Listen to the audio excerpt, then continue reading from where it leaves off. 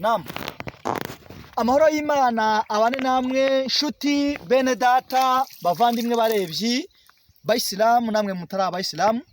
Uyu munsi twageze ku kiyaga cyiza cyane, murakibona hose, iki cyose ni ikiyaga muri kureba.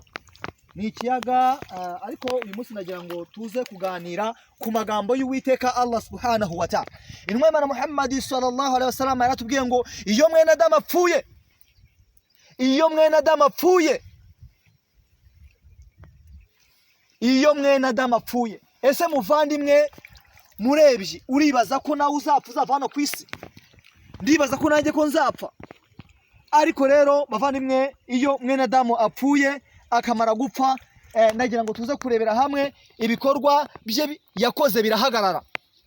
Iyo mwene Adamu apfuye ibikorwa byose yakoze birahagarara, usibye ibintu bitatu byonyine asigarana nabyo. Nagira ngo nkubwire rero, urabona iki kiyaga mubona, urakibona aha hose, bara n'abantu baro bagenda, ariko uko byasa kose azapfa, uko byasa kose nanjye nzapfa. Ariko iyo mwene Adamu apfuye ibikorwa akoze byose birahagarara. Ariko hari ibikorwa bitatu usigarana nabyo hari mwana ndani, ntago nabikubwira ngo ubyumve. Hari ibikorwa bitatu usigarana nabyo bikuvugira ndetse bikazana kuvugira no ku munsi w'imperuka.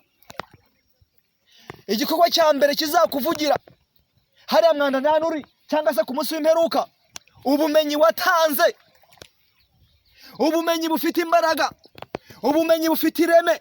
Bwa bumenyi watanze ubwo ngo buzakuvugira hano ku isi ndetse n'ejo ku munsi w'imperuka. Ubumenyi tuvuga ntabwo ari gusoma Qur'an ngo irangizeyo gusa, ntabwo ari kumenya hadisi ndetse n'ijambo ryiza ndetse n'amagambo avuzwe n'intumwa, ndetse ushobora no gukora ubumenyi hano ku isi bushobora kubyarira abantu umusaruro. Ushobora kuba uri umwubatsi,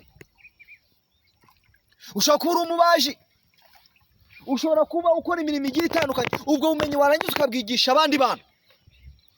Ubwo ushobora kuba uri umurobyi nk'uriya muvandimwe ndi kubona uriya.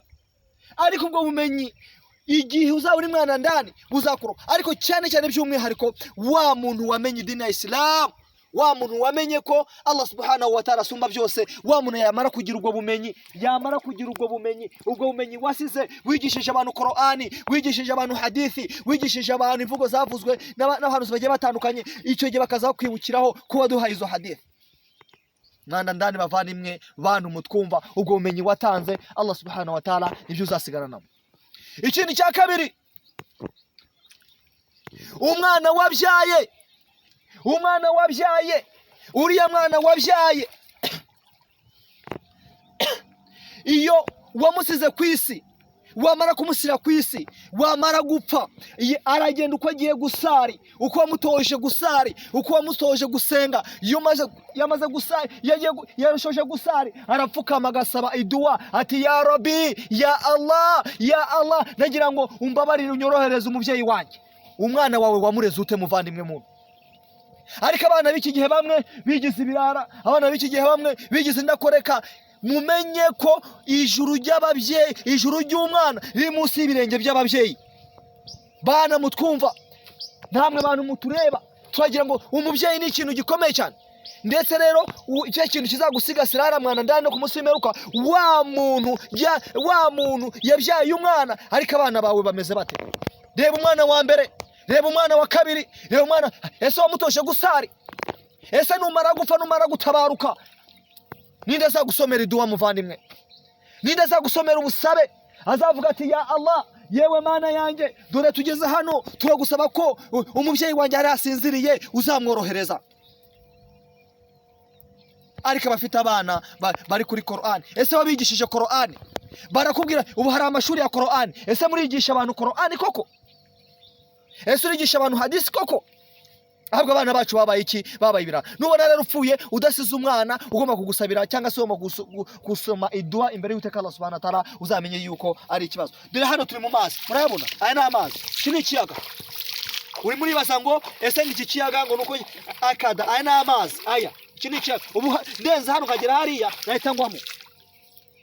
Icya gatatu ni ituro. Allahu akbar, ni ituro.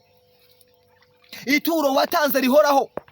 Urugero twatanga mbese ari amaturo utanga mu kubaka gusana ibikorwa umusigiti, kubaka umusigiti, kubaka urusengero, rya turo watanze rihoraho, iryo ngiryo uzabana naryo hari mwana ndani.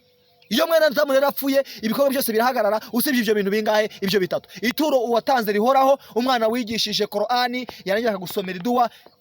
Aho hantu rero bavandimwe barebye, twagira ngo tuze kubana namwe, twakomeze mukore share, subscribe ndetse na comments kugira ngo dukomeze tubane kuri uyu murongo wacu. Dore abandi bahora batureba barangiza bagakira, iyo ni dawa uzabukoze. Wabillahi tawfik. Amahoro y'Imana abane namwe.